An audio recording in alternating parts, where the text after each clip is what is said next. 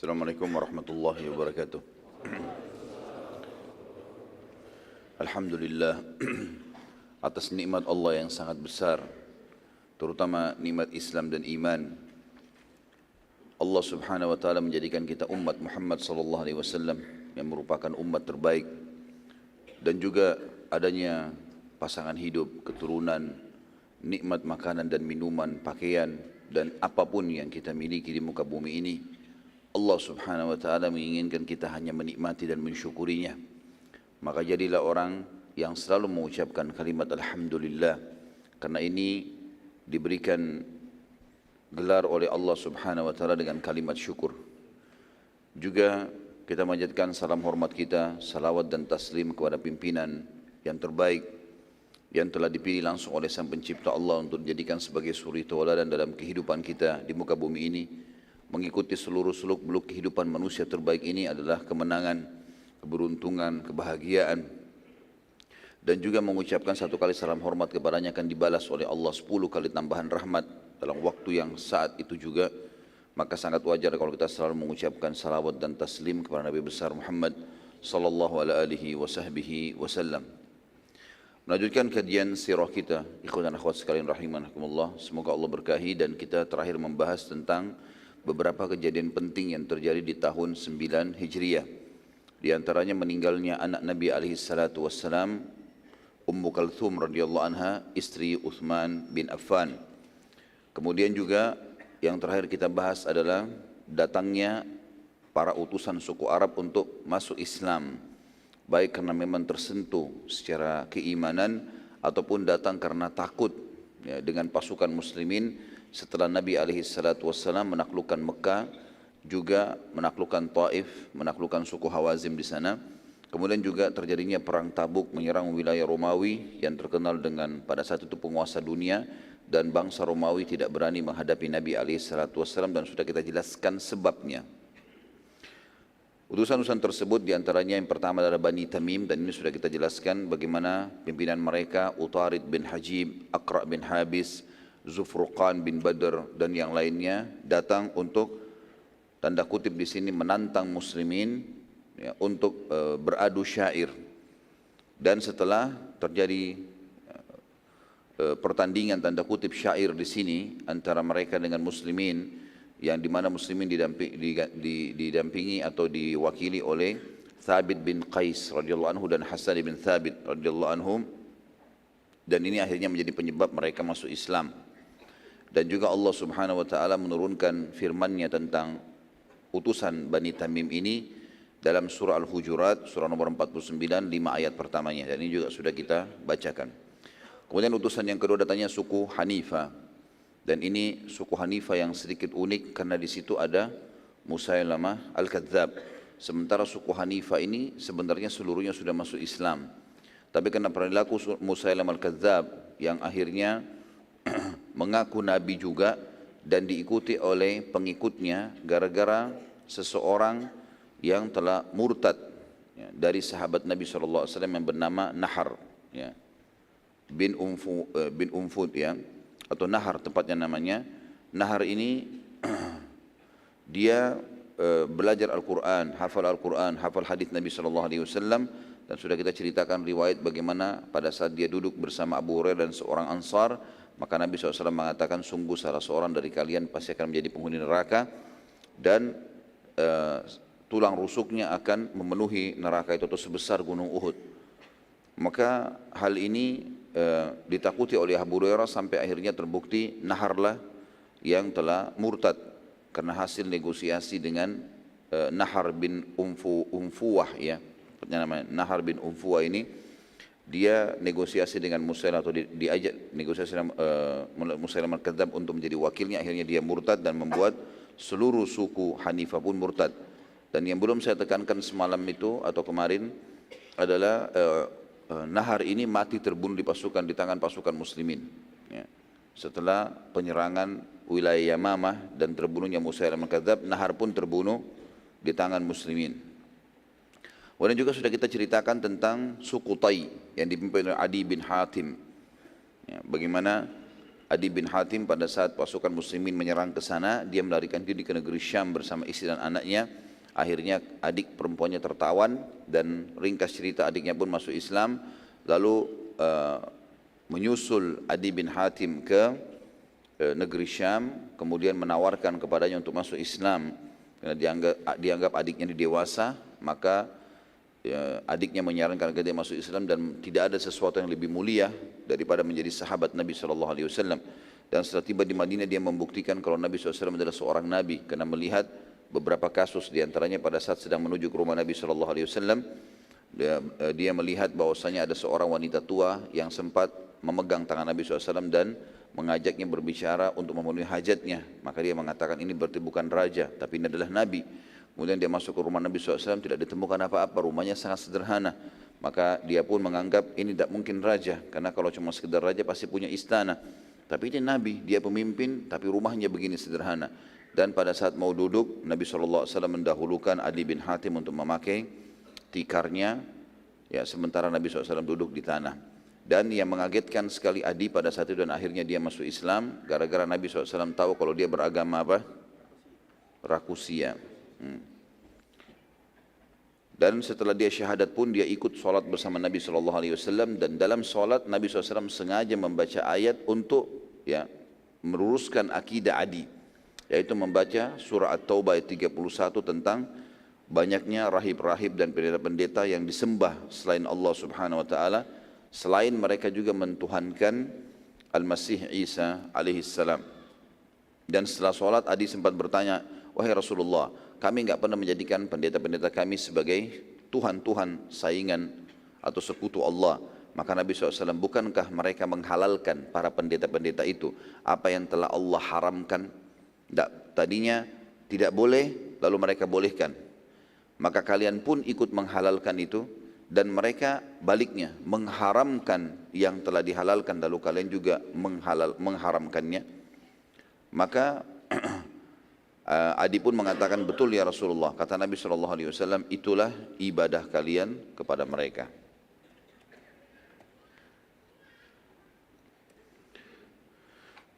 Juga teman-teman sekalian, Nabi SAW menjanjikan kepada Adi sambil mengatakan kepadanya, mungkin Adi, kamu dulu tidak mau masuk Islam karena kamu melihat muslimin miskin, ya. Demi Allah kau akan melihat nanti satu waktu kekayaan-kekayaan dunia ini di tangan umatku, kaum muslimin. Mungkin yang membuat dulu kau tidak mau masuk Islam karena kau menganggap muslimin punya rumah-rumah gubuk, ya. Demi Allah nanti istana-istana Babilonia pun ada di tangan muslimin. Mungkin kau menganggap sekarang muslimin suka berperang di zamanku ini karena itu masa ekspansi, maka demi Allah kau akan melihat nanti, ya, keamanan tersebar di tengah-tengah umat ini, sampai-sampai seorang wanita berangkat dari Qadisiyah ke Mekah untuk haji sementara dia sendirian dan tidak takut kecuali kepada Allah. Maka Adi bin Hatim pun akhirnya membuktikan itu sambil mengatakan, aku betul-betul melihat dengan mata kepalaku kalau istana-istana Babilonia dikuasai oleh kaum muslimin sebagaimana penyampaian Nabi SAW. Kemudian juga aku telah melihat dengan mata kepalaku wanita berangkat dari Qadisiyah ke Mekah sendirian tanpa takut kecuali kepada Allah. Dan andai saja aku masih hidup, pasti aku akan melihat yang ketiga. Kita akan masuk sekarang, saudaraku seiman, lanjutannya suku-suku ini yang datang untuk masuk Islam. Yang keempat adalah suku Sa'ad ibn Bakar. Suku Sa'ad ibn Bakar. Pemimpin suku ini, suku Sa'ad bin Bakar ini bernama Dumam bin Tha'labah. Dumam bin Tha'labah. Dia terkenal sekali dengan ilmu firasahnya atau ilmu farasah, ya, orang Arab bilang. Farasah ini adalah ilmu yang bisa mengetahui orang yang dihadapannya bohong atau jujur dari wajah dan omongannya. Jadi kalau kita sekarang mempelajari bahasa tubuh, ya, mungkin teman-teman di militer mengetahui masalah ini, ya, baik di Polri atau di TNI mungkin lebih tahu masalah ini atau mempelajari secara khusus, ataupun mungkin teman-teman kita dari sisi medis, ya, para teman-teman psikiater ini mengetahui. Umumnya juga subhanallah orang-orang mukmin diberikan farasah ini, ya. Mereka bisa tahu orang ini bohong atau tidak, tapi itu tentu dari feeling, dan ini berbeda dengan sangka buruk, ya, karena memang dasarnya orang itu kelihatan dari bahasa dan gerak-gerik tubuhnya. Kaumnya berkata pada Dumam, wahai Dumam, pergilah dan temuilah Muhammad, lalu nilailah ia untuk kami. Kalau menurutmu ia jujur, maka kami akan beriman. Dumam pun pergi ke Madinah sebagai kepala suku Sa'ad bin Bakar ini dan memasuki masjid. Begitu dia masuk masjid, dia belum pernah lihat Nabi SAW. Lalu dia mengatakan, siapa di antara kalian anaknya Abdul Muttalib? Dia enggak katakan Nabi SAW, tidak sebutkan namanya. Nabi SAW lalu berkata, menjawab sambil duduk di saf di bagian tempat imam, lalu mengatakan, aku. Dan orang Arab zaman dulu teman-teman sekalian, kalau kakek mereka terkenal, mereka suka menisbatkannya pada kakek. Karena Abdul Muttalib dikenal di Mekah, makanya dikatakan anak Abdul Muttalib. Ya. Kata Dumam, wahai Muhammad, aku akan menanyakan kepadamu pertanyaan, jangan tersinggung dan marah, karena aku akan terang-terangan. Kata Nabi SAW, silahkan. Dumam lalu berkata, wahai Muhammad, siapa yang menciptakan langit dan siapa yang menciptakan dan meninggikan langit? Maka kata Nabi SAW, Allah. Dumam berkata lagi, siapa yang menghamparkan bumi? Dalam riwayat lain dikatakan, Dumam ini berkata, aku bertanya kepadamu, jawablah dengan jujur, siapa yang menciptakan langit dan meninggikannya? Nabi SAW mengatakan Allah. Siapa yang menghamparkan bumi? Aku bertanya lagi kepadamu, jujurlah. Siapa yang menghamparkan bumi? Kata Nabi SAW, Allah. Lalu Dumam bertanya lagi, siapa yang menancapkan gunung-gunung di muka bumi ini? Kata Nabi SAW, Allah. Dumam lalu berkata lagi, aku bertanya padamu atas nama Allah yang telah menciptakan dan meninggikan langit, menghamparkan bumi dan menancapkan gunung-gunung. Apakah Allah yang telah mengutusmu pada kami? Nabi SAW pada saat itu lagi berbaring. Ya, biasanya Nabi SAW tradisi kalau lagi ngobrol sama sahabatnya, kadang-kadang duduk, kadang-kadang beliau ittika, beliau meletakkan siku kanannya di tanah, kakinya yang lonjor alaihissalam, lalu berbicara dengan para sahabat, menunjukkan waktu itu adalah waktu santai. Maka pada saat mendengarkan ini, tadinya Nabi SAW lagi berbaring, lalu duduk, karena pentingnya pertanyaan ini. Ditanya atas nama Allah pencipta langit, pencipta langit dan bumi dan menancapkan gunung-gunung. Maka Nabi SAW pun menjawab dengan sangat yakin dan tegas, iya. Dumam berkata lagi,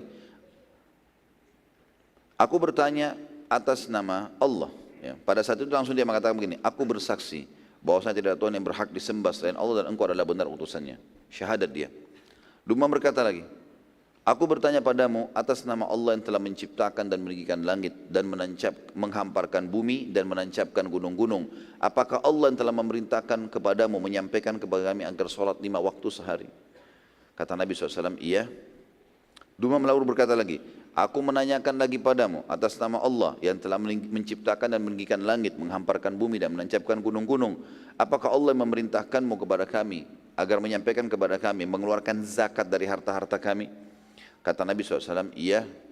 Dumam tanya lagi, aku menanyakan padamu atas nama Allah yang telah menciptakan dan meninggikan langit, menghamparkan bumi, menancapkan gunung-gunung. Apakah Allah memerintahkan kepadamu agar memerintahkan kami untuk puasa Ramadan selama sebulan? Kata Nabi SAW, iya. Dumam bertanya lagi, aku bertanya kepadamu atas nama Allah yang telah menciptakan dan meninggikan langit, menghamparkan bumi, menancapkan gunung-gunung. Apakah Allah yang memerintahkan kamu agar kami haji ke Baitillah, ke Ka'bah? Kata Nabi SAW, iya. Kata Dumam langsung, demi Allah, aku tidak akan menambah dan menguranginya. Ini aku pegangi. Lalu Dumam pun pulang ke kaumnya dan mengajak mereka masuk Islam. Nabi SAW waktu melihat Dumam pergi, beliau mengatakan, sungguh beruntung bila ia benar. Kalau orang ini jujur, benar. Riwayat lain, siapa yang ingin melihat salah satu penghuni surga, maka lihatlah orang ini. Artinya, betul-betul Nabi SAW mendapatkan wahyu kalau orang ini adalah jujur. Dan di sini teman-teman sekalian, yang dimaksud dengan dari awal dari ilmu farasah segala macam, Dumam bertanya sesuatu yang benar, dan dia ingin jawaban yang tidak gugup, ya, tidak ragu. Jadi bukan berarti farasa ini nebak-nebak orang, enggak. Memang faktanya pada saat dia bertanya, orang itu gugup menjawab. Kalau orang benar pasti dia gampang menjawabnya. Apa kamu tadi ke masjid? Iya, selesai. Jadi kalau enggak dia pasti ragu untuk menjawab. Ada Allah SWT berikan beban dalam jiwanya untuk menjawab karena dia tahu dia dirinya bohong gitu. Maka Dumam gara-gara itu masuk Islam dan semua sukunya masuk Islam gara-gara ini. Dan ini juga menandakan teman-teman sekalian pelajaran di sini. Bolehnya seseorang bertanya hal yang dia perlukan untuk menambah keyakinannya. Kita tahu dalam Al-Quran bagaimana Ibrahim alaihissalam meminta kepada Allah SWT agar diperlihatkan bagaimana menciptakan hewan-hewan. Waktu ditanya, bukankah kau sudah beriman? Kata Ibrahim apa? Bala, walakin yatma'inna qalbi. Benar, tapi aku ingin tenangkan hatiku. Memastikan ini adalah benar semuanya. Jadi boleh saja. Ya, begitu juga Musa alaihissalam minta agar diperlihatkan kepada Allah, diperlihatkan Allah SWT. Sampai akhirnya dia tidak mampu melihatnya dan dia lebih yakin lagi tentang kebenaran Allah Subhanahu wa taala. Jadi bolehnya bertanya di sini kalau memang diperlukan dan untuk menguatkan keyakinan. Selain daripada ini, kalau bertanya hanya untuk ya menyaingi para ulama atau para dai sekarang atau sengaja mencari-cari kesalahan mereka, ini semua madmum, ini enggak boleh. Ya, Nabi SAW melarang untuk belajar ilmu agama untuk menyaingi para ulama, niatnya untuk bersaing dengan mereka, ini tidak benar. Tapi bagaimana kita belajar untuk mendapatkan ilmu. Selanjutnya, ini yang ke-5 ya. Tadinya Bani Tamim, ya betul yang ke-5 ya. Utusan Najran, utusan dari wilayah Najran, dan ini kaum Nasrani. Mereka Najran ini seluruh wilayahnya Nasrani. Ya, kalau antum masih ingat dulu kita pernah bahas di awal-awal sirah dulu sebelum lahirnya Nabi SAW tentang adanya kisah gulam yang masyhur, banyak dai-dai kita nyampaikan dalam ceramah-ceramah mereka, kisah tentang anak muda dengan penyihir. Ya. Sudah dengar kan kisahnya? Subuh-subuh lemah sekali. Justru keberuntungan umat Islam itu di subuh hari ini. Di saat orang terbiasa tidur kita malah hidup gitu. Ya. Yang jelas dulu ada kisah di wilayah Najran ini tentang pendeta yang mengajarkan kepada seorang anak muda, yang anak muda ini belajar dari dia dan belajar juga dari penyihir. Dan akhirnya terakhir dia mengikuti pendeta tersebut karena wilayah ini terkenal Nasrani dan akhirnya Allah SWT menangkan agama Allah di tangannya. Nabi SAW mengirim surat secara khusus ke wilayah Najran dan penguasanya. Karena mereka Nasrani, mereka sebenarnya tahu orang yang paling dekat memahami Islam pada saat itu orang-orang Nasrani semestinya. Nabi SAW mengirim surat seperti biasa menawarkan Islam dan kalau mereka nolak ada jizyah, kalau mereka nolak maka akan terjadi peperangan. Surat Nabi SAW ini tiba di tangan pemimpin mereka dan pada saat itu pendeta yang menentukan keputusan di wilayah Najran. Pendeta tersebut sangat mengetahui kalau ini adalah zaman keluarnya Nabi dari turunan Ismail alaihissalam dan keluar dari wilayah Mekah. Ini juga sudah kita ceritakan bagaimana kisah Nabi SAW pada saat umur 12 tahun ketemu dengan Bahira, ya, pendeta yang ada di negeri Syam, dan menyampaikan kepada Abu Talib kalau anakmu ini adalah seorang Nabi yang sudah ditunggu-tunggu oleh ahli kitab. Pada saat itu pendeta ini juga bimbang karena dia tahu betul ini zaman keluarnya Nabi dari turunan Ismail dan juga belum pernah ada yang mengaku Nabi sebelum dia dari kota Mekah, dari turunan Ismail alaihissalam. Pendeta ini lalu mendatangi Raja Najran yang bernama Syurahbil bin Wuda'ah. Ini Raja Najran pada saat itu Syurahbil bin Wuda'ah. Ia berkata, sungguh telah tiba selembar surat padaku yang berisikan pengakuan kenabian dari seseorang dari turunan Ismail dan semua ciri kenabian yang tersebutkan dalam Injil ada padanya. Bagaimana pendapat sang raja ini? Syurahbil ini terkenal di kalangan Arab adalah seseorang yang cerdas, ya, raja yang cerdas. Jadi dia dalam mengatur strategi perang, mengatur pemerintahannya, mengatur rumah tangganya, orang yang sangat rapi dan cerdas sekali dia. Selalu tepat dalam memilih solusi dari permasalahan. Syurahbil menjawab, kalau dalam urusan dunia, maka aku akan beri pendapat. Tetapi urusan agama, engkaulah ahlinya, maka putuskan saja. Engkau beriman, kami ikut semua. Dan ini bukti kecerdasan raja ini. Dia bukan fanatik dengan pendapatnya. Kalau dia tahu urusan dia di bidangnya, maka dia mengatakan baiklah. Kalau bukan di bidangnya, dia angkat tangan. Si pendeta lalu mengumpulkan seluruh penduduk Najran lalu menyampaikan isi surat Nabi SAW bahwa semua ciri Nabi terakhir yang tersebutkan dalam Injil ada padanya. Bagaimana pendapat kalian? Beriman atau enggak ini? Hampir seluruh wilayah Najran pun menjawab, keputusan di tangan Anda karena Anda pemimpin agama kami. Terserah, beriman kami beriman, kami ikut saja. Kesimpulannya, mereka sepakat mengutus para pendeta dan pembesar untuk menemui Nabi SAW di Madinah. Jadi supaya memastikan lagi kalau Nabi SAW betul Nabi dan mengambil ya, tata cara untuk masuk Islam.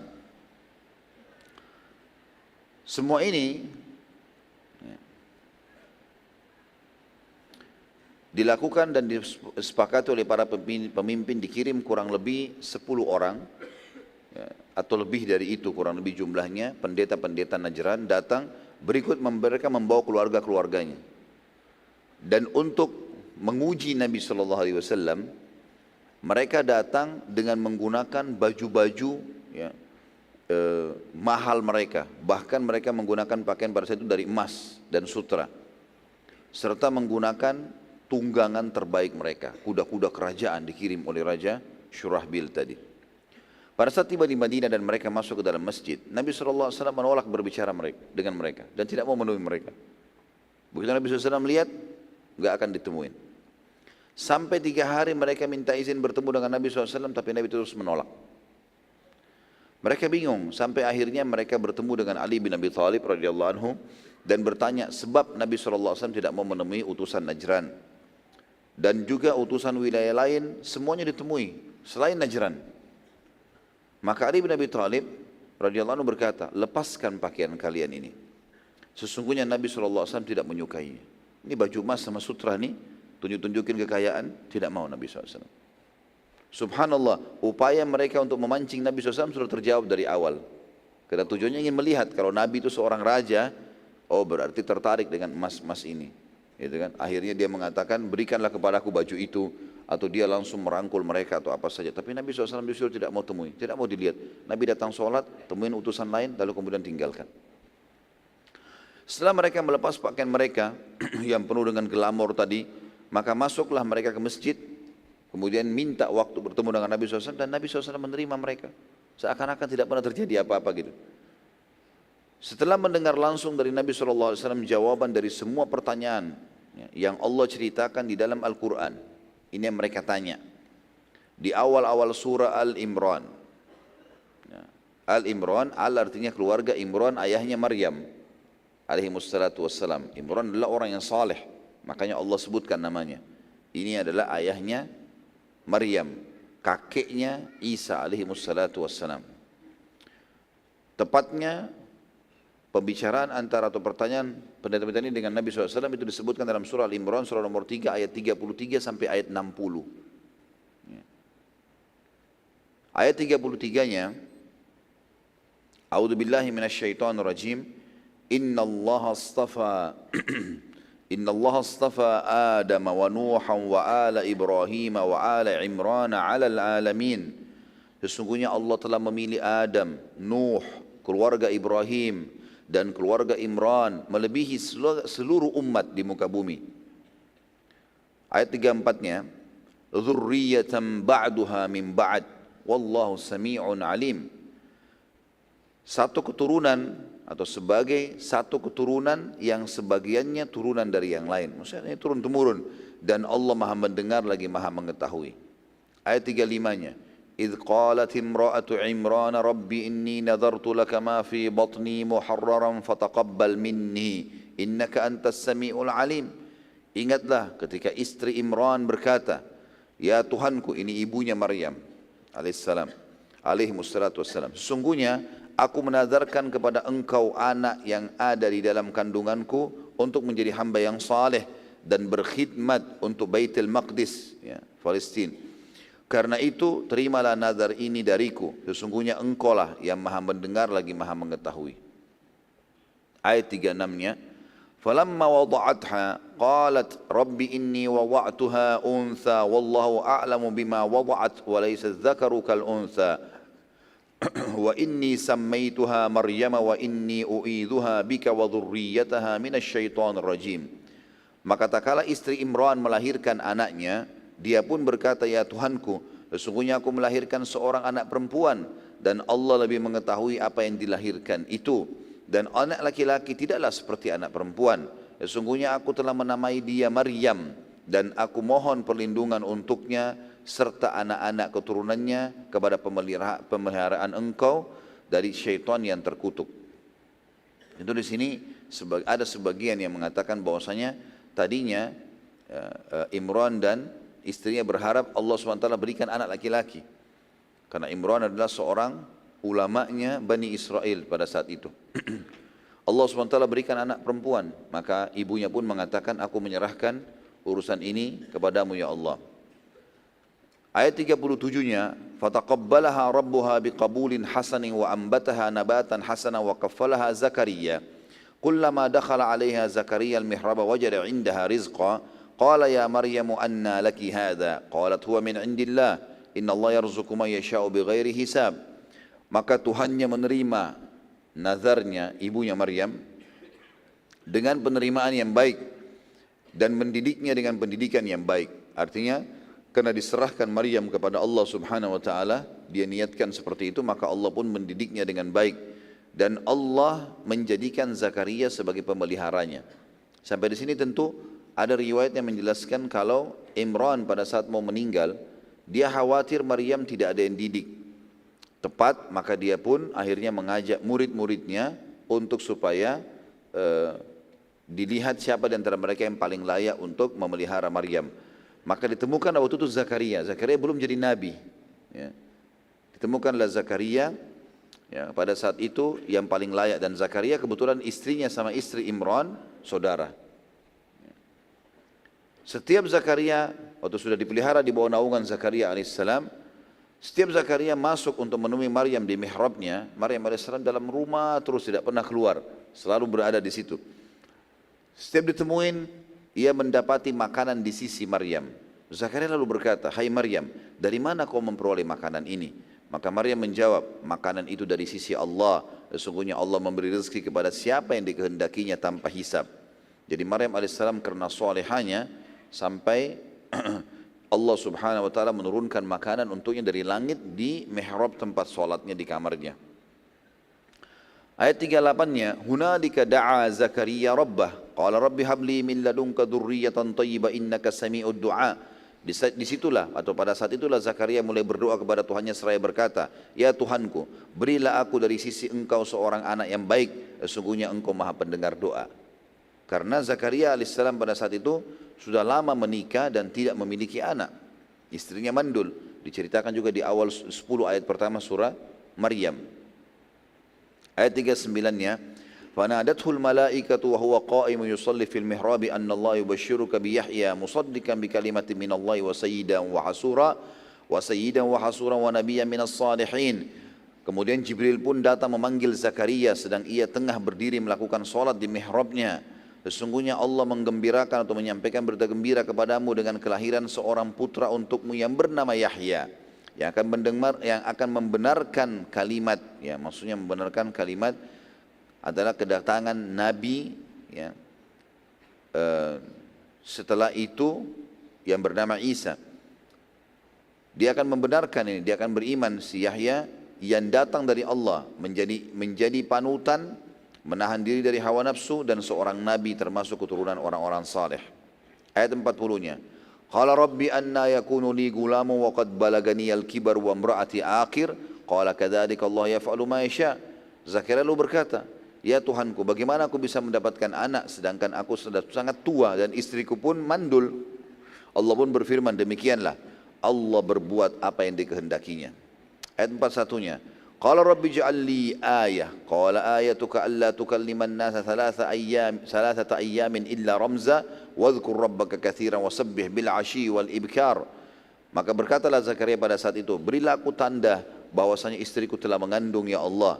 Allah berfirman, tanda bagimu adalah kamu tidak dapat berkata-kata dengan manusia selama 3 hari kecuali dengan isyarat saja, dan sebutlah nama Tuhanmu sebanyak-banyaknya serta bertasbih dari waktu pagi dan petang. Artinya Zakaria alaihissalam minta, ya Allah kalau istriku hamil, karena waktu itu Zakaria umurnya tua sekali, ya.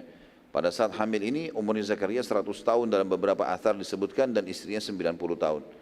Maka Zakaria penasaran ingin lihat, sebelum istriku perutnya besar aku sudah tahu kalau dia hamil ya Allah.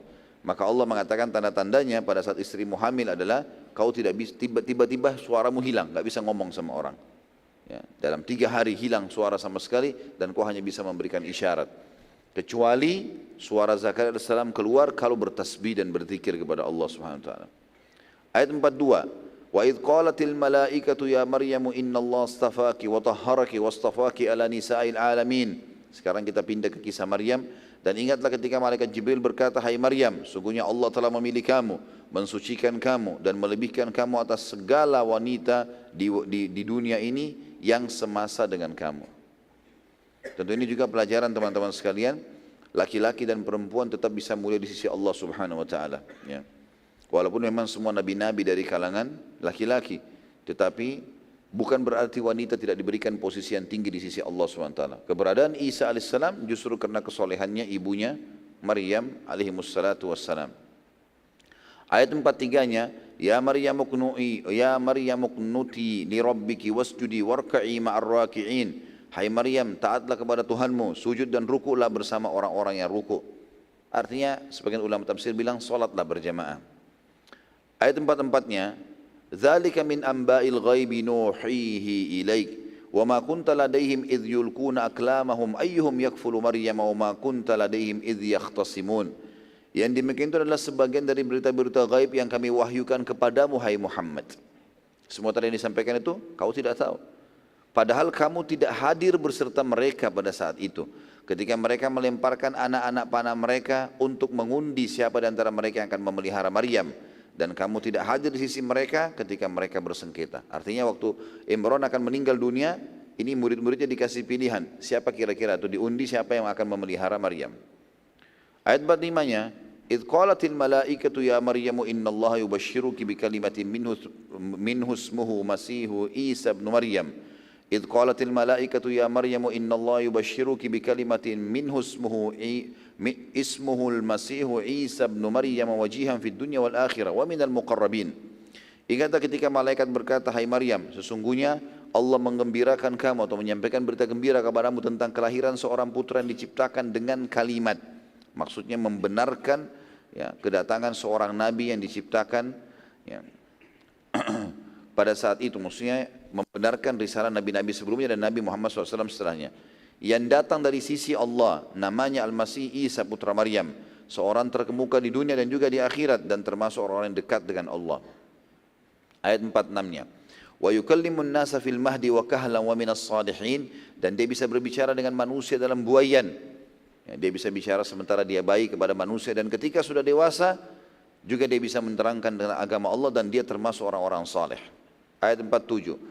Qalat rabbi anna yakunu li waladun wa lam yamsasni bashar. Qala kadzalika yakhluqu ma yasha. Qala kadzalika yakhluqu ma yasha. Idza qada amran fa innama yaqulu lahu kun fayakun. Maryam berkata, ya Tuhanku, betapa mungkin aku mempunyai anak? Bagaimana bisa? Padahal aku belum pernah disentuh oleh seorang laki-laki pun. Allah pun berfirman melalui perantara Jibril alaihissalam, demikianlah Allah menciptakan apa yang dikehendakinya. Apabila Allah berkehendak menetapkan sesuatu, maka Allah hanya cukup berkata, jadilah, maka jadilah ia. Ayat 48, wa yu'allimuhul kitaba wal hikmata wat taurata wal injil, dan Allah akan mengajarkan kepada Isa itu Alkitab, maksudnya adalah Injil, hikmah dan juga Taurat, juga Injil. Sebagian ulama mengatakan makna Alkitab di sini adalah menafsirkannya dengan pelajaran menulis, dan ada pula yang menafsirkan dengan kitab-kitab yang diturunkan Allah sebelum Taurat dan Injil. Ayat 49-nya, wa rasulan ila bani Israil anni qad ji'tukum bi ayatin min rabbikum anni akhluqu lakum minat tini ka hayati at-tayr anni akhluqu lakum minat tini ka hayati at-tayr fa anfukhu fihi fayakunu tayran bi idznillah wa ubri'ul akmaha wal abrasa wa uhyil mauta bi idznillah wa unabbi'ukum bima ta'kuluna wa ma tadakhiruna fi buyutikum inna fi dzalika laayatan lakum in kuntum mu'minin. Dan sebagai seorang rasul kepada Bani Israel yang berkata kepada mereka, sesungguhnya aku telah datang kepadamu dengan membawa satu mukjizat dari Tuhan kalian, yaitu aku membuat untuk kalian dari tanah Nah, tanah biasa dibentuk seperti burung, kemudian aku meniupnya, maka ia menjadi seekor burung dengan seizin Allah. Itu salah satu mukjizat Nabi Isa alaihissalam. Dan aku menyembuhkan orang-orang yang buta sejak dari lahirnya dan orang yang berpenyakit sopak. Dan aku menghidupkan orang mati dengan izin Allah. Ini salah satu mukjizat. Siapapun yang mau beriman, butuh bukti, maka bisa orang matinya yang dia tunjuk dihidupkan oleh Isa alaihissalam. Tapi setelah itu meninggal lagi. Dan aku kabarkan kepada kalian apa yang kalian makan dan apa yang kalian simpan di rumah-rumah kalian. Sesungguhnya pada demikian itu adalah satu tanda-tanda kebenaran kerasulanku bagi kalian jika kalian sungguh-sungguh beriman. Ayat 50-nya, wa musaddiqan lima baina yadayya minat taurati wa liuhilla lakum ba'da alladhi hurrima alaikum wa ji'tukum bi ayatin min rabbikum fattaqullaha wa ati'un. Dan aku datang kepada kalian membenarkan Taurat yang datang sebelumku dan untuk menghalalkan bagimu atau bagi kalian sebagian yang telah diharamkan bagi kalian. Jadi ada yang diharamkan dalam Taurat, dalam Injil dihalalkan. Dan aku datang kepada kalian dengan membawa suatu tanda mukjizat dari Tuhan kalian, karena itu bertakwalah kepada Allah dan taatlah kepadaku. Ayat 51-nya, Inna Allah Rabbi wa Rabbukum fa'budu hadha siratum mustaqim. Jadi ini semua nanti kita akan diincikan bagaimana dialog Nabi SAW terjadi dengan orang-orang Najran. Di sini ayat ini jelas-jelas bagaimana menggambarkan Isa AS bukan anak Tuhan, bukan Tuhan. Dan memang Isa pun berkata di ayat 51, sesungguhnya Allah Tuhanku dan Tuhan kalian, hai Bani Israel, maka sembahlah dia saja, itu jalan yang lurus, enggak boleh menyekutukannya. Ayat 52, فلما أحس عيسى منهم الكفر قال من أنصاري إلى الله قال الحواريون نحن أنصار الله آمنا بالله واشهد بأننا مسلمون. Maka tatkala Isa mengetahui keingkaran mereka, Bani Israel, ada di antara mereka yang beriman, ada yang tidak, maka Isa pun berkata alaihissalam, siapakah yang akan menjadi penolong-penolong untuk menegakkan agama Allah? Maka para Hawariyun, atau istilah ini adalah para sahabat setiahnya Nabi Isa alaihissalam. Kalau kita seperti sahabat Nabi SAW, Abu Bakar, Umar, Uthman dan seterusnya, radhiyallahu anhum ajma'in. Para Hawariyun menjawab, kamilah penolong-penolong agama Allah. Kami beriman kepada Allah dan saksikanlah bahwa sungguhnya kami adalah orang-orang yang berserah diri. Ayat 53-nya, Rabbana amanna bima anzalta wattaba'na ar-rasula faktubna ma'asyahidin. Ya Tuhan kami telah beriman kepada apa yang telah Engkau turunkan dan telah kami ikuti Rasul. Karena itu masukkanlah kami dalam golongan orang-orang yang menjadi saksi atas keesaan Allah. Ayat 54-nya, wa makaru wa makarallahu wallahu khairul makirin. Orang-orang kafir mulai mengatur tipu daya. Jadi zaman Nabi Isa alaihissalam pun banyak orang-orang yang kufur kepada beliau dan mengatur tipu daya untuk membunuh Isa. Dan Allah membalas tipu daya mereka, dan Allah sebaik-baik pembalas tipu daya. Ayat 55-nya, idh qala Allahu ya Isa inni mutawaffika wa rafi'uka ilayya wa mutahhiruka minal ladhina kafaru wa ja'ilul ladhina ittaba'uka fawqa alladhina kafaru wa ja'ilul ladhina ittaba'uka fawqa alladhina kafaru ila yaumil qiyamah thumma ilayya marji'ukum fa ahkumu bainakum fima kuntum fihi takhtalifun. Ingatlah ketika Allah berfirman, dan makna ingat dalam Al-Quran artinya pelajarilah. Hai Isa, sesungguhnya aku akan menyampaikan kepadamu atau menyampaikan kamu kepada akhir ajalmu dan mengangkat kamu kepadaku serta membersihkan kamu dari orang-orang kafir dan menjadikan orang-orang yang mengikuti kamu di atas orang-orang yang kafir hingga hari kiamat. Kemudian hanya kepada akulah engkau akan dikembalikan dan aku memutuskan di antaramu dengan hal-hal atau di antara kalian hal-hal yang telah kalian perselisihkan. Nah, jadi waktu itu terjadi peperangan antara Nabi Isa alaihissalam dengan orang-orang yang kufur di antara kaumnya, ya. Sampai puncak-puncaknya mereka berusaha untuk membunuh dan mensalib Isa alaihissalam. Ayat 56-nya, فَأَمَّا الَّذِينَ كَفَرُوا فَوَعَذِّبُهُمْ عَذَابًا شَدِيدًا فِي الدُّنْيَا وَالْآخِرَةِ وَمَا لَهُمْ مِنْ نَاصِرِينَ. Adapun orang-orang kafir, maka aku akan siksa, kata Allah, mereka dengan siksa yang sangat keras di dunia dan juga di akhirat, dan mereka tidak memperoleh penolong. Ayat 57-nya, وَأَمَّا الَّذِينَ آمَنُوا وَعَمِلُوا الصَّالِحَاتِ فَيُوَفِّيهِمْ أُجُورَهُمْ وَاللَّهُ لَا يُحِبُّ الظَّالِمِينَ.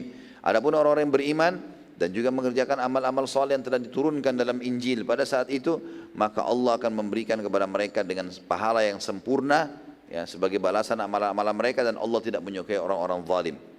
Ayat 58, 3 ayat terakhir sampai ayat 60, dzalika natluhu 'alaika minal ayati wadh-dzikril hakim. Demikianlah kisah Isa kami membacakan kepadamu hai Muhammad sebagai bukti dari tanda-tanda kerasulannya dan membacakan Al-Quran ini kepadamu dengan penuh hikmah. Artinya kalau bukan Nabi SAW, Nabi tidak mungkin bisa merincikan seperti ini. Ayat 59, inna mathala Isa indallahi kamathali Adam khalaqahu min turabin thumma qala lahu kun fayakun. Sesungguhnya perumpamaan penciptaan Isa di sisi Allah adalah sama dengan penciptaan Adam. Allah menciptakan Adam dari tanah, kemudian Allah berfirman kepadanya, jadilah seorang manusia, maka jadilah dia. Ayat 60-nya, Al-haqqu min rabbika fala takum mimman mumtarin. Apa yang telah kami ceritakan kepada Muhammad ini adalah benar, yang datang dari Tuhanmu, karena itu janganlah kamu termasuk orang-orang yang ragu-ragu. Allah Subhanahu wa taala menjelaskan panjang lebar pembicaraan Nabi SAW dengan para pemuka dan pendeta wilayah Najran, dan ayat-ayat di atas menggambarkan tentang dakwah Nabi SAW kepada mereka, karena mereka datang lalu mereka menanyakan tentang Isa alaihissalam dalam Islam. Maka Allah pun menurunkan tadi ayat-ayat tersebut menceritakan tentang bagaimana kisah pertama ibunya Maryam sampai akhirnya menyerahkan Maryam kepada Allah, lalu kemudian dididik oleh Zakaria, lalu kemudian Maryam didatangi oleh Jibril alaihissalam, lalu kemudian hamillah tanpa suami, sampai akhirnya Allah menjelaskan di penutup berupa ayatnya tadi kalau perumpamaan Isa sama dengan Adam di sisi Allah. Ya, dua-duanya diciptakan dari tanah dan dikatakan jadi maka jadilah dia, tidak melalui proses biologis, ya. Karena orang-orang Nasrani pun sempat bingung dan mengatakan, sebagian mereka mengatakan kalau Maryam punya suami, ya. Entah dinamakan Yusuf, dinamakan nama, pokoknya nama-nama banyak diberikan, itu adalah dianggap suaminya Maryam sehingga lahirlah Isa alaihissalam. Ini tidak benar.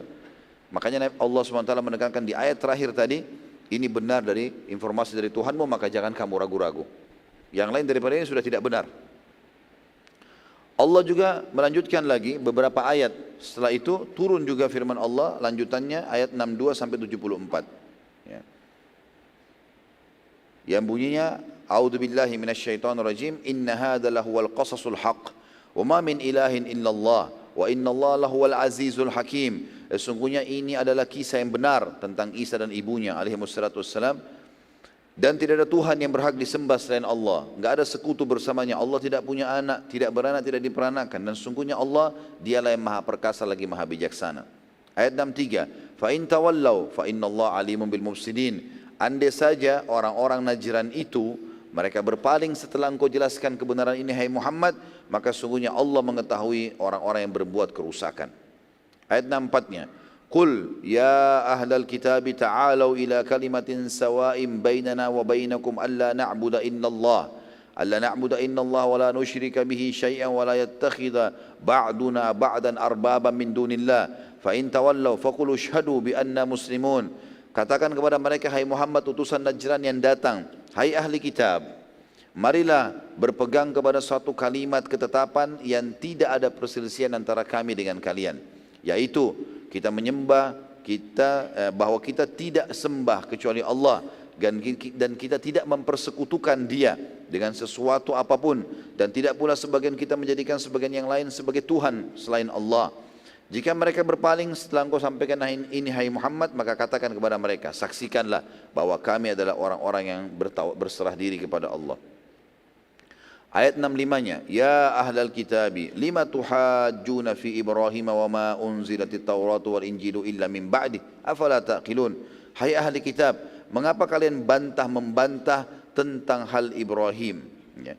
Jadi orang-orang Yahudi dan Nasrani ini ribut satu sama yang lain, masing-masing menganggap Ibrahim alaihissalam dari golongannya. Yahudi bilang Ibrahim golongan kami, Nasrani mengatakan Ibrahim golongan kami. Allah mengatakan, hai ahli kitab, mengapa kalian saling membantah tentang hal Ibrahim? Padahal Taurat dan Injil tidak diturunkan melainkan sesudah Ibrahim. Apakah kalian tidak berfikir? Tidak ada hubungannya Ibrahim AS dengan Taurat dan Injil ini. Ayat selanjutnya 66, ha antum haulai hajajtum fima lakum bihi ilmun falima tuhajjuna fima laysa lakum bihi ilm wallahu ya'lamu wa antum la ta'lamun. Beginilah kamu, ya, sewajarnya bantah-membantah, atau beginilah kalian selalu bantah-membantah tentang hal yang kalian ketahui. Maka mengapa kalian bantah-membantah dengan hal yang tidak kalian ketahui? Allah mengetahui sedangkan kalian tidak mengetahuinya. Tentang Ibrahim alaihissalam. Ayat 67-nya, maka kana Ibrahimu Yahudiyan wala Nasraniyan walakin kana hanifan muslim wa ma kana minal musyrikin. Ketahuilah Ibrahim bukan seorang Yahudi, bukan juga seorang Nasrani, akan tetapi dia adalah seorang yang lurus, lagi berserah diri kepada Allah, maksudnya orang yang bertauhid. dan sekali-kali bukanlah dia termasuk golongan orang-orang musyrik. Ya. Yahudi Nasrani pun membahasakan agama Ibrahim agama Hanif, agama yang lurus. Ayat 68, Inna awlan nasi bi Ibrahim lalladzina ittaba'uhu wa hadha an-nabiy walladzina amanu wallahu waliyul mu'minin. Sesungguhnya orang-orang yang paling dekat kepada Ibrahim adalah orang-orang yang mengikutinya, pengikut Nabi Ibrahim AS. Dan Nabi ini, maksudnya Muhammad SAW, beserta orang-orang yang beriman kepada Muhammad SAW. Kita semua ini umatnya. Dan Allah adalah pelindung orang-orang yang beriman. Ayat 69, Waddat ta'ifatun min ahli kitabi la yudillunakum wa ma yudilluna illa anfusahum ma yash'urun. Segolongan dari ahli kitab ingin menyesatkan kamu, padahal mereka sebenarnya tidak menyesatkan melainkan diri mereka sendiri dan mereka tidak menyadari itu. Ayat 70, Ya ahlal kitab lima takfuruna bi ayatillahi wa antum tashhadun. Hai ahli kitab, mengapa kalian mengingkari ayat-ayat Allah, Al-Quran maksudnya. Kenapa kalian ingkari ini? Padahal kalian mengetahui kebenarannya. Ayat 71, Ya ahlal kitab lima talbisuna al-haqqa bil batil wa taqtumul haqqa wa antum ta'lamun. Hai ahli kitab, mengapa kalian mencampur adukan hak dengan yang batil? Ya. Maksudnya kalian menutup-nutupi apa yang disebutkan dalam Taurat dan Injil tentang kebenaran Al-Quran dan menyembunyikan kebenaran padahal kalian mengetahui itu. Ayat 72-nya, wa qalat ta'ifatun min ahli kitabi aminu billadzi unzila 'alal ladzina amanu wajhan nahari wakfuru akhirahu la'allahum yarji'un. Segolongan lain dari ahli kitab, maksudnya orang-orang Yahudi di Madinah ada, mereka berkata satu sama yang lain, perlihatkanlah seolah-olah kalian beriman kepada apa yang diturunkan kepada orang-orang beriman itu, maksudnya sahabat-sahabat Rasulullah SAW. Pada permulaan siang, kalau ketemu pagi hari pura-pura beriman, dan ingkari di malam harinya, supaya mereka orang-orang mukmin itu kembali murtad, jadi kacaukan agama mereka. Ayat 73, dan ini dua ayat yang terakhir sampai 74 ya, yang kita saksi bahasankan. ولا تؤمنوا إلا لمن تبع دينكم قل إن الهدى هدى الله أن يؤتى أحد مثل ما أوتيتم أو يحاجكم عند ربكم قل إن الفضل بيد الله يؤتيه من يشاء والله واسع عليم. Dan janganlah kalian percaya melainkan orang yang mengikuti agama kalian. Mereka berkata itu orang-orang Yahudi dan Nasrani. Katakanlah sesungguhnya petunjuk yang harus diikuti adalah petunjuk Allah. Dan janganlah kalian percaya bahwa akan diberikan kepada seseorang seperti apa yang diberikan kepadamu. Dan jangan pula kamu percaya bahwa mereka akan mengalahkan hujahmu di sisi Tuhanmu. Katakanlah sesungguhnya karunia Allah itu di tangan Allah. Allah memberikan karunia-Nya kepada siapapun yang dikehendakinya. Dan Allah maha luas karunia lagi maha mengetahui. Artinya kalian ahli kitab harus lebih tahu bahwasanya ini kebenaran. Kenapa harus ditolak? Ayat 74 dan terakhir di sini adalah yakhtassu bi rahmatihi man yasha wallahu dzul fadlil azim. Allah menentukan rahmatnya atau kenabian kepada siapa yang dia kehendaki dan Allah mempunyai karunia yang besar. Selama 3 hari Nabi SAW mendakwai utusan Najran. Terus berargumentasi dengan mereka menjelaskan kalau Isa bukan anak Tuhan dan ini ayat-ayat Al-Quran. Dibacakanlah surah tadi yang sudah kita bacakan. Ini loh dalilnya, ini keyakinan kami dan ini benar dan kalian tahu Isa bukan anak Tuhan. Terus saja mendakwai mereka dan mereka masih saja merasa ragu dan bimbang. Pertimbangan mereka banyak sekali. Ya. Apakah ini benar? Apakah ini salah? Terus saja, padahal mereka pendeta dan kebenaran sudah depan mata. Maka Nabi SAW setelah 3 hari tersebut menantang mereka untuk bermubahala. Keluarlah hukum mubahala di situ. Dan mubahala ialah masing-masing pihak mendatangkan keluarganya lalu berdoa kepada Allah dengan serius ya, agar diturunkan laknat kepada orang-orang yang menolak kebenaran. Dan ini mubahala ini terjadi antara kaum muslimin sebagaimana sunnah Nabi SAW dengan ahli kitab ya. Dan Allah menjelaskan masalah mubahala ini turun juga ayat pada satu ayat dalam surah Al-Imran ayat 61. Jadi tadi kita jelaskan ayat Al-Imran panjang lebar sampai 74, sempat kita melangkahi satu ayat 61. Ayat 61 ini memang turun setelah itu, setelah ayat 74. Ya, karena mereka menolak sudah dakwah tentang Islam, bagaimana keyakinan yang benar tentang Isa alaihissalam dan ibunya, mereka menolak semua itu termasuk disinggungnya oleh Allah SWT orang-orang Yahudi juga yang ikut-ikutan, maka Allah menjelaskan agar Nabi SAW bermubahalah. Nabi disuruh bawa keluarganya Nabi SAW, nanti kita tahu riwayatnya, Nabi membawa ya Fatimah, Hasan dan Husain, lalu kemudian pendeta tersebut disuruh datangkan, pendeta-pendeta itu disuruh datangkan keluarganya berhadapan dengan Nabi SAW lalu bermubahalah. Masing-masing berdoa kepada Allah, siapa yang yang menolak kebenaran. Siapa yang benar didukung, siapa yang salah dilaknat oleh Allah. Turun siksaan Allah di tempat itu juga kepada mereka. Allah mengatakan, a'udzubillahi minasyaitonir rajim, Al-Imran 61-nya, "Faman hajjaka fihi min ba'di ma ja'aka minal ilmi faqul ta'alu nad'u abna'ana wa abna'akum wa nisa'ana wa nisa'akum wa anfusana wa anfusakum thumma nabtahil." Ini saksi bahasan. "Thumma nabtahil fanaj'al la'natallahi 'alal kadhibin." Siapa yang membantahmu hai Muhammad tentang kisah Isa sesudah datang ilmu yang meyakinkan kamu, ini sudah pasti ini firman Allah turun, maka katakan kepada mereka, kalau kalian masih tolak untuk beriman, marilah kita memanggil anak-anak kami, ya. Marilah masing-masing kita panggil anak-anak kita, ya, anak-anak kami dan anak-anak kalian, istri-istri kami dan istri-istri kalian, diri kami dan diri kalian, kemudian marilah kita bermubahalah, ya, kepada Allah dan kita minta supaya laknat Allah ditimpakan kepada orang-orang yang dusta. Nabi SAW lalu mengajak para pendeta tersebut untuk bermubahalah pada saat itu. Dan beliau membawa Hasan, Husain, Fatimah gitu, hadir bersama beliau. Dan menantang mereka untuk bermubahalah di sebelah sebuah gunung, ya, tepatnya di pinggir kota Madinah. Maka semua muslimin datang pada saat itu menyaksikan kejadian tersebut. Dan para pendeta pun membawa istri dan anak-anak mereka. Saat semua sudah bertemu di dekat gunung tersebut dan akan dimulai mubahalah, maka tiba-tiba saja di atas gunung tersebut terdapat awan yang sangat gelap dan hitam, ya. Dan ini bukan awan yang biasa, bukan hanya sekedar mendung, tapi warna hitam yang sangat gelap, ya. Dan tiba-tiba saja, ya, pendeta-pendeta tersebut merasa ketakutan. Begitu juga dengan pimpinan mereka Syurahbil, karena raja mereka hadir pada saat itu. Dan berkata, demi Allah ini tanda tidak baik. Bila ia benar sebagai Nabi maka kita akan dilaknat sampai turunan kita. Syurahbil lalu berkata kepada para pendeta-pendeta dan tokoh-tokoh masyarakatnya pada saat itu, aku punya pendapat. Kita tetap saja dalam agama kita dan Muhammad sebagaimana sudah kita saksikan orang bijaksana dan dewasa, maka kita serahkan saja keputusan asal tidak meninggalkan agama kita. Terserah dia, yang penting jangan kita masuk Islam. Jadi mereka masih ragu saja. Maka para utusan Najran pun menemui Nabi SAW dan meminta pendapat. Ya, pada Nabi SAW ini tinggal berdoa, maka turun laknat kepada mereka. Nabi SAW berkata, aku khawatir bila aku beri keputusan, lalu kalian menolak, maka akan terjadi murka Allah. Syurahbil berkata, aku raja dan mereka tidak akan menolak keputusanku. Apapun keputusanmu sekarang, ya asal jangan masuk Islam saja. Kami setuju, seperti itu.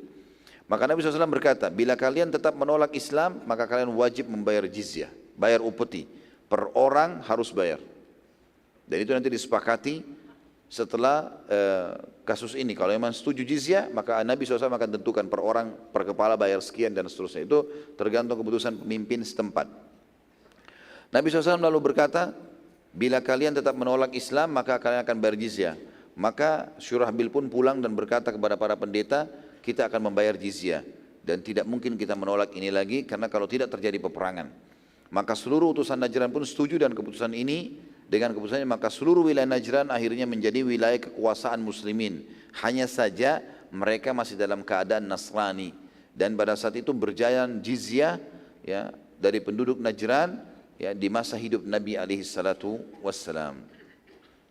Kemudian utusan setelahnya adalah utusan Himyar, ya.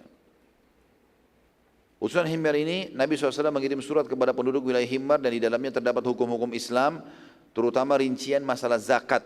Dan para ulama menjadikan isi surat Nabi SAW ke masyarakat Himyar sebagai patokan utama dalam membahas hukum zakat. Ya. Dan sampai hari ini surat Nabi SAW kepada penduduk Himyar masih tersimpan rapi. Tapi saya pribadi teman-teman belum menemukan apakah penduduk Himyar itu masuk Islam atau tidak. Tapi umumnya kalau melihat risalah Nabi SAW kepada mereka, mereka masuk Islam. Ya. Selanjutnya adalah utusan suku Bujailah dari Yaman. Ini datang kepada Nabi SAW. Dipimpin oleh Abdullah bin Jarir al-Bujli. Ya. Ini suku Bujailah. Abdullah bin Jarir al-Bujli. Abdullah bercerita, kami tiba di Madinah sebagai utusan suku kami dari wilayah Yaman pada hari Jumat. Dan kami sudah niat akan masuk Islam. Kami pun mandi lalu masuk ke masjid sementara Nabi SAW berkhutbah Jumat. Dan saat kami masuk tiba-tiba khutbah berhenti. dan semua pandangan mata jemaah masjid tertuju kepada kami secara khusus. Dan aku pun sempat bingung karena satu masjid melihat aku sampai aku duduk. Kata si Abdullah bin Jarir ini. Aku lalu bertanya kepada orang yang ada di sebelahku, apakah Rasulullah SAW menyebutkan tentang aku sesuatu? Maka ia pun menjawab iya. Jadi rupanya waktu Abdullah bin Jarir mau masuk masjid, Nabi sebutin sesuatu tentang dia. Makanya waktu dia masuk, mata orang semua tertuju ke dia gitu. Maka orang itu berkata di sebelahnya, iya. Beliau SAW bersabda, akan masuk dari pintu masjid ini seseorang yang merupakan orang terbaiknya Yaman. Padanya ada penampilan raja, tapi ia adalah orang yang saleh dan baik. Abdullah radhiyallahu anhu berkata, semenjak aku masuk Islam, belum pernah sekalipun aku ditolak bertemu dengan Nabi SAW dan tidak pernah Nabi SAW menemuiku kecuali beliau tersenyum. Artinya setelah itu langsung syahadat dia. Dia syahadat, kemudian dia pun menjadi seorang sahabat yang mulia. Abdullah juga bercerita radhiyallahu anhu, aku pernah berkeluh kepada Nabi SAW. Aku berkata, wahai utusan Allah, aku selalu saja jatuh bila menunggangi kuda. Doakanlah agar aku mampu dan mahir menunggangi kuda.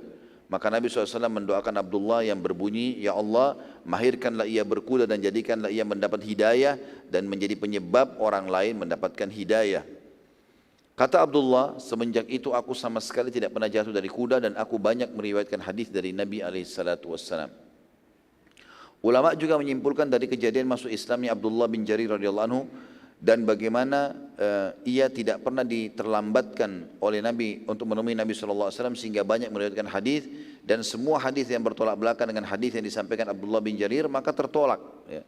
Artinya ini kesimpulan, Abdullah bin Jarir ini adalah orang yang luar biasa. Begitu masuk Islam, pada saat itu juga dia langsung mengambil seluruh hadis Nabi SAW baik dari Nabi SAW atau para sahabat Nabi yang lain. Dan karena dipercayanya dia oleh Nabi SAW, maka para sahabat pun akhirnya ya, mengambil kesimpulan tentang masalah ya, bagaimana hadis Abdullah bin Jarir diterima radhiyallahu anhu.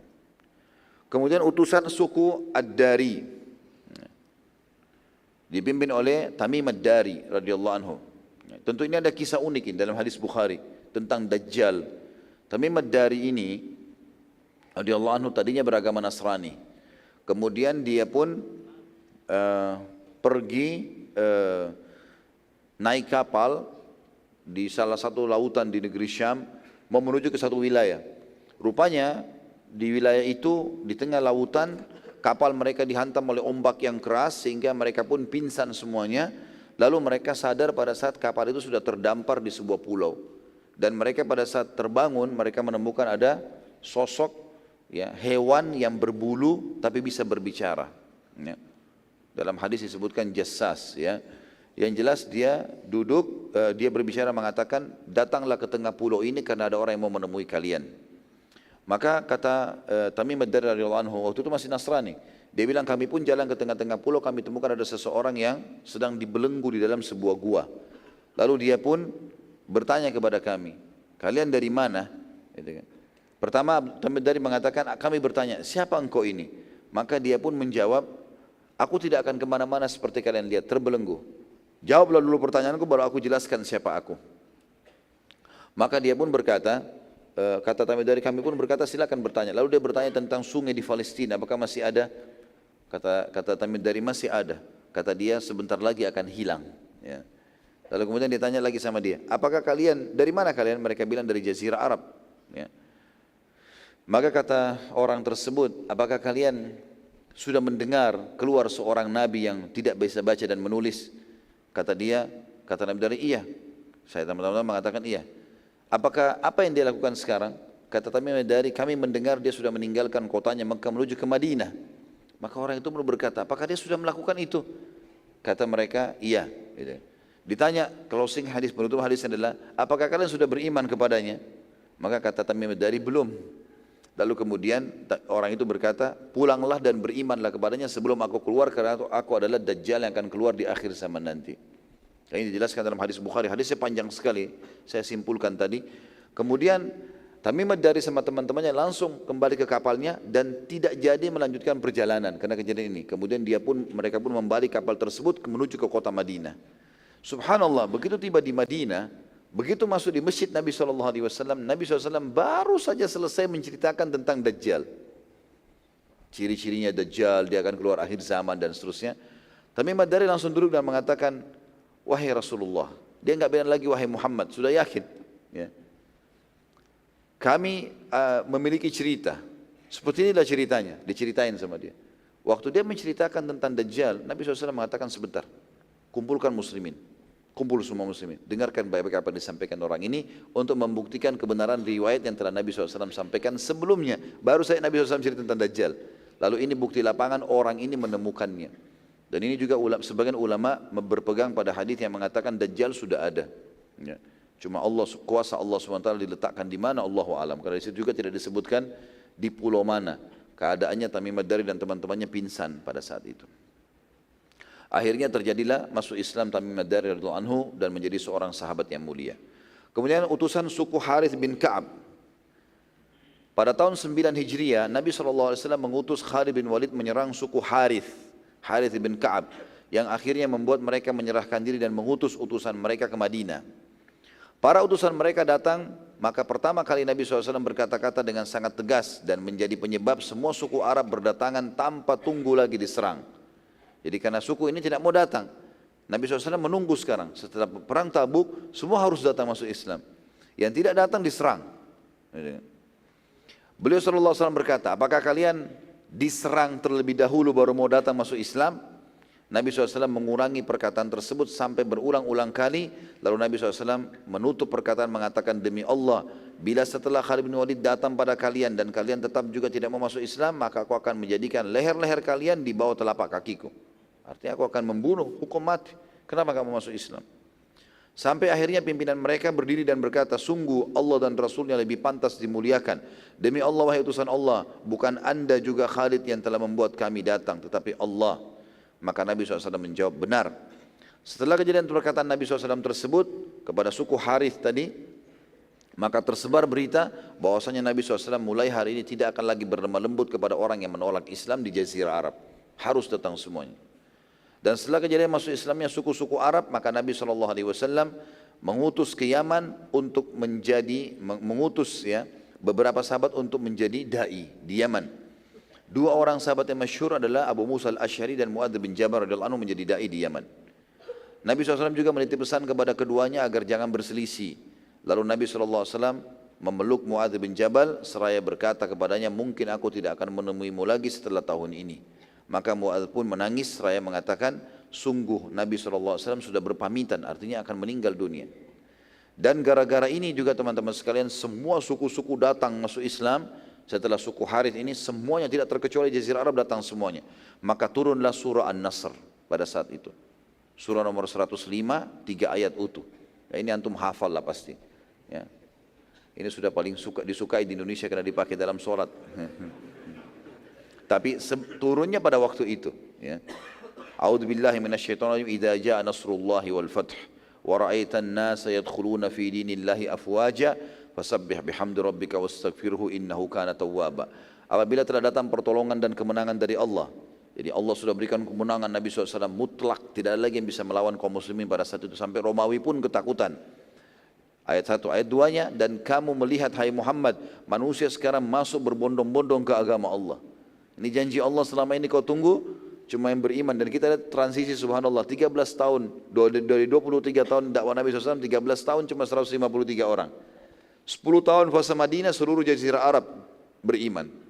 Baik mau atau tidak mau. Kalau tidak mau diperangi. Kalau enggak mau pun harus bayar jizyah. Ya minimal bayar jizyah di sini. Maka ayat 3-nya, bertasbihlah dan memuji Tuhanmu dan memohon ampunlah, sesungguhnya Dia Maha menerima taubat. Pada saat turun surah ini, maka semua sahabat bergembira kecuali Abu Bakar radhiyallahu anhu. Beliau sempat menangis terisak-isak. Para sahabat bertanya, kenapa anda menangis wahai Abu Bakar? Bukankah ini berita gembira bahwasanya agama Allah sudah diterima semuanya? Maka Abu Bakar menjawab, ayat-ayat ini pertanda perpisahan antara kita dengan utusan Allah. Maka Nabi SAW pun mengatakan, Abu Bakar benar. Artinya sudah turun ayat ini, agama Allah sudah menang, berarti yang diutus sudah selesai tugasnya. Akan meninggal, dan tidak ada sahabat yang tangkap pada saat itu kecuali Abu Bakar. Setelah turun surah An-Nasr, agama telah disempurnakan oleh Allah Subhanahu wa taala dan menandakan bahwasanya Nabi SAW akan meninggal dunia karena tugas beliau sudah selesai. Surah An-Nasr sesuai dengan namanya, ya. Artinya kemenangan yang Allah berikan. 4 tahun sebelum kejadian turunnya surah ini terjadi kesepakatan Hudaybiyah. 4 tahun saja. Ya. Setelah itu Allah SWT berikan surah ini, kemenangan. Dan saat itu jumlah muslimin yang ikut berperang bersama Nabi SAW cuma 1.400 orang saja. Ya, maksudnya pergi ke Hudaybiyah. Bukan perang ya, kesepakatan Hudaybiyah. Saat pembebasan kota Mekah jumlah muslimin membengkak menjadi 10.000 orang. Dari 1.400 jadi 10.000 orang. Ini selisihnya juga cuma 1 tahun atau 2 tahun. Kemudian setelah itu, setelah turun surah ini, jumlah muslimin menjadi 100.000 orang. Bahkan terus berkembang sampai menjelang hari kiamat. Tentu saja kita tahu bahwa muslimin sekarang penduduk bumi yang paling banyak. Ya, dari 7,5 miliar kita populasinya setengah dari dunia ini. Hanya dalam 23 tahun dakwah Nabi SAW. Dan kita lihat di sini teman-teman yang dibutuhkan 2, sabar dan yakin. Kita balik, yakin dan sabar. Yakin terhadap kebenaran agama Allah SWT dan tidak mungkin salah apa yang sedang kita yakini, dan sabar dalam menyampaikannya. Ibnu Abbas radhiyallahu anhu berkata, makna ayat-ayat surah ini An-Nasr adalah sudah saatnya engkau meninggal wahai Muhammad, dan sekarang tugas pengikutmu mengembang Islam. Sudah selesai agama ini, kamu sekarang harus meninggal dan akhirnya umatmu yang akan mengembangkan ayat ini. Sebagai penutup teman-teman sekalian, kalimat yang saya tulis terakhir di sini masalah hikmah yang kita ambil. Perang Tabuk adalah perang terakhir Nabi SAW. Ini adalah peperangan terakhir Nabi SAW. Dan Islam sudah sempurna dari seluruh sisinya. Dari pensyariatan hukum-hukum sudah sempurna. Tidak ada lagi yang turun setelah itu. Surat-surat ke seluruh pemimpin dunia sudah disampaikan. Seluruh dunia sudah mengenal pada saat itu. Surat Nabi SAW sudah sampai, baik ada yang menolak ataupun beriman. Dengan ditawarkan Islam kepada mereka, dan juga sebelum Nabi SAW meninggal, maka seluruh suku-suku Arab telah masuk Islam, yang menandakan bahwasanya Islam sudah menyebar jazirah Arab. Dan juga wilayah negeri Syam, utara jazirah Arab, akan terbuka di akhir hidup Nabi SAW. Nanti Nabi bentuk pasukan Usama bin Zaid untuk menyerang wilayah negeri Syam. Gitu kan. Memang sudah mau ekspansi rencananya. Tapi memang Allah sudah menakdirkan berbeda Nabi SAW meninggal sebelum itu terjadi. Dan nanti kita tahu ekspansi terjadi di zaman Umar bin Khattab. Baik itu ke negeri Syam, adanya perang Yarmuk. Baik itu ke timur jazirah Arab, ke wilayah Persia, Irak, Iran, Afghanistan dan Rusia ada Qadisiyah. Kemudian juga ada peperangan menembus Mesir. Ini terjadinya perang Yarmuk di negeri Syam ini tahun 15 Hijriah. Nabi SAW meninggal tahun 11 Hijriah. Jadi 4 tahun setelah itu terjadi. Kemudian ada Qadisiyah tahun 16 Hijriah. Kemudian Mesir, pembukaan Afrika daerah barat Jazirah Arab itu tahun 20 Hijriah. Dan ini teman-teman sekalian dalam hitungan tahun yang sedikit saja Islam sudah menyebar di mana-mana. Dan ini menandakan sekali lagi tentang kebenaran agama Islam. Wallahu a'lam. InsyaAllah pertemuan akan datang nanti kita akan bahas tentang haji wada Nabi SAW, haji perpisahan beliau, lalu wasiat-wasiatnya, ayat-ayat yang turun pada saat itu. Kemudian juga kita akan menceritakan insyaAllah pertemuan akan datang nanti masalah prosesi kematian Nabi SAW, pemakaman beliau, dan juga penobatan Abu Bakar radhiyallahu anhu menjadi khalifah sebagai pengganti beliau. Allahu a'lam. Baik, sampai sini insyaAllah bahasannya. Mudah-mudahan apa yang kita bahas selama ini bermanfaat buat kita, dan Allah jadikan sebagai tambahan amal kita pada hari kiamat. Semoga seluruh amal yang pernah kita kerjakan, yang sedang kita kerjakan dan akan kita kerjakan ke depan sampai menjelang ajal datang nanti diterima dengan pahala yang sempurna dan benar sesuai dengan Allah dan Rasulnya inginkan. Dan semoga semua dosa yang pernah kita lakukan, sengaja tidak sengaja, kecil ataupun besar, samar ataupun nyata, semuanya diganti dengan kemahamurahan Allah menjadi pahala. Dan semoga Indonesia menjadi negara yang aman, tentram, damai, seluruh umat Islam di bawah naungan ukhuwah Islamiyah, diangkat perselisihan di antara mereka, dan dalam hal ibadah mereka kembali kepada Al-Quran dan Sunnah. Dan semoga saja Allah mengaruniakan pemimpin muslim yang adil, yang kembali kepada Al-Quran dan Sunnah, dan menjadi contoh bagi negara-negara yang lain. Dan semoga saja Allah SWT menolong saudara kita di Palestina, di Syria, di Yaman, di Irak, di Myanmar, di Ahsa, di mana mereka sedang tertindas. Semoga Allah SWT memberikan kepada mereka kemenangan, pertolongan, dan juga mengikut sertakan kita bersama mereka di pahala, baik dengan doa, dengan harta, juga dengan jiwa kita. Dan semoga Allah Subhanahu wa taala menyatukan kita semua yang mengikuti acara ini di masjid ini, mengikuti acara kita live, dan juga mengikuti acara ini dengan mengulang-ulangnya atau menyerahkan atau menyebarkan kepada orang muslimin agar bermanfaat. Semua disatukan di surga firdausnya tanpa hisab. ya, sebagaimana kita disatukan dalam majlis ilmu ini. Subhanakallahumma bihamdika asyhadu an la ilaha illa anta astaghfiruka wa atubu ilaik. Wassalamualaikum warahmatullahi wabarakatuh.